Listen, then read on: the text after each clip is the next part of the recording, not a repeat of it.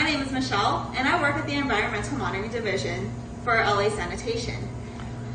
The Environmental Monitoring Division, or EMD as we like to call it, has a lab in each of the 4 plants found around Los Angeles.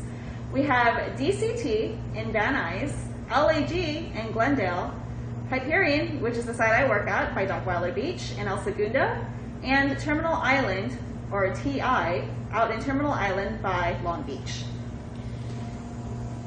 Each plant receives wastewater from the sewage systems around Los Angeles. That wastewater is cleaned and treated into effluent. Hyperion creates this effluent, and that's the last step it takes as it separates effluent and biosolids. Whereas TI, LAG, and DCT take it one step further to make recycled water. These plants receive 390 million gallons per day. The effluent here is pumped 5 miles into the ocean, as you can see here. The biosolids are shipped 116 miles away to a farm called Green Acres in Kern County, where it's used as fertilizer for plants to feed animals. As you can see on this map, DCT and LAG are right on the LA River, and that's where the recycled water goes. Terminal Island sends their water to Dominguez Gap, as well as reusing for potable water, such as sprinklers for watering the lawns. EMD tests waters and soils based on permits. Here's an example of a permit for Hyperion. Each plant has its own permit and regulations, and EMD tests for compliance for this permit.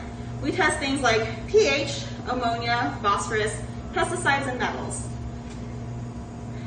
Some tests are as simple as using a pH paper to test our sample, to check the pH, to see if it's acidic or basic.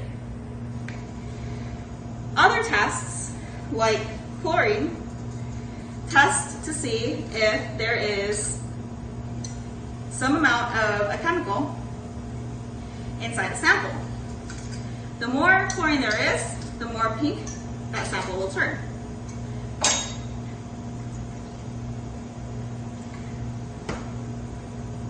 Other tests are performed on these things because you can't always see what's inside these samples by the naked eye. Tests like this include ammonia, cyanide, and organic compounds. The reasons we have to test these things, for example, ammonia and phosphorus encourage the growth of phytoplankton and algae and other green things into waters, which deplete the oxygen, which microorganisms and other organisms in the water need to live. Other things like pH and pesticides and other chemicals could be harmful for marine life and humans, so we have to make sure that they're in regulation and we don't harm the wildlife. So ways we can see inside this water that I didn't show you. For example, we have tests for E. coli. A positive test here looks like it is glowing. We would look at it under UV light.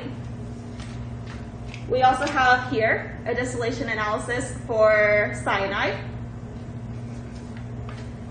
Segmented flow analyzer, which helps us see ammonia and other nitrogen species, as well as gas chromatography, GCMS, which helps us see what kind of organic compounds are in these waters. Now, we also have many more instruments here for the Environmental Monitoring Division, but these are some examples of the ones we use. And we do all of these things to make sure that the water is safe for us and for everything else around us so that we can help protect the earth.